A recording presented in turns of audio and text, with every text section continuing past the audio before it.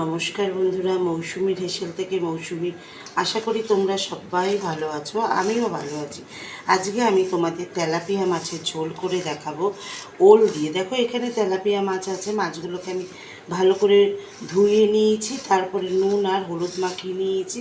আর এখানে আছে ওল। দেখো ওল আর আলু আমি লম্বা লম্বা করে কেটে নিয়েছি।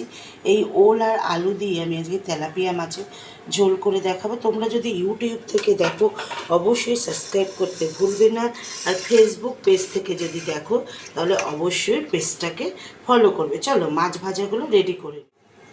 দেখো তেলটা গরম হয়ে গেছে, এবার আমি অল্প পরিমাণ নুন দিয়ে দিচ্ছি আর একটু হলুদ দিয়ে দিচ্ছি। এবার মাছে নুন হলুদ মাখানো যে তেলাপিয়া, দেখো মাছ ভাজাগুলো আমি লাল লাল করে ভেজে নিয়েছি একটু একটু করে। এবার মাছ ভাজাগুলো তুলে নিচ্ছি, আর বাকি যে মাছগুলো আছে সেই মাছগুলো আমি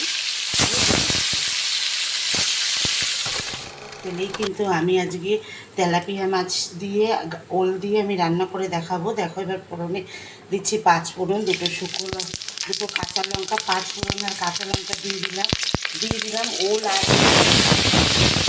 ভালো করে আমি ওল আর আলুটা আমি দিয়ে দিলাম। কাঁচা লঙ্কা 5 ফোড়ন দিলাম। ধনের গুঁড়ো, জিরের গুঁড়ো, স্বাদ মতন চিনি, হলুদের গুঁড়ো, নুন আর লঙ্কার গুঁড়ো নিয়ে নিয়েছি। এবার জলটা দিয়ে আমি মশলাটা রেডি করে রাখি। মশলাটা রেডি করে রেখেছি, সেই মশলাটা আমি দিয়ে দিলাম। দিয়ে আগুনটাও জোরে দিয়ে দিচ্ছি অল্প পরিমাণ পেঁয়াজ বাটা, টমেটো বাটা, রসুন আর কাঁচা লঙ্কা বাটাটাও আমি দিয়ে ভালো করে সব কিছু মিশিয়ে নিচ্ছি ওল আর আলুর সঙ্গে। আজকে কিন্তু আমি তোমাদের ওল দিয়ে আলু দিয়ে তেলাপিয়া মাছের ঝোল করে দেখাবো। আমি যেভাবে করবো তোমরা ওইভাবে করে কমেন্ট বক্সে কমেন্ট করতে ভুলবে না, শেয়ার করতে ভুলবে না, অবশ্যই সাবস্ক্রাইব করতে তো একদম ভুলবে না ইউটিউব থেকে।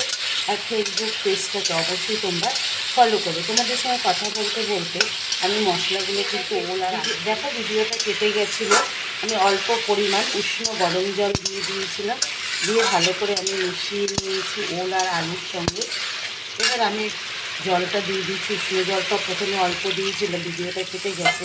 এখন আমি একবারেই জলটা দিয়ে দিলাম, দিয়ে ভালো করে আলুর সঙ্গে ঝোল আর ওলটা মিশিয়ে নিচ্ছি। আমি কিন্তু আজকে তোমাদের ওল দিয়ে তেলাপিয়া মাছের পাতলা ঝোল করে দেখাচ্ছি। ভাজাটা আমি এই গামলাটার মধ্যে রেখেছিলাম, দেখেছো আমি কিন্তু লাল লাল করে মাছগুলোও ভেজে নিয়েছি। এবার দেখো ঝোলটা ফুটে উঠেছে, আমি এই ঝোলের মধ্যে মাছ ভাজাগুলো দিয়ে দিলাম।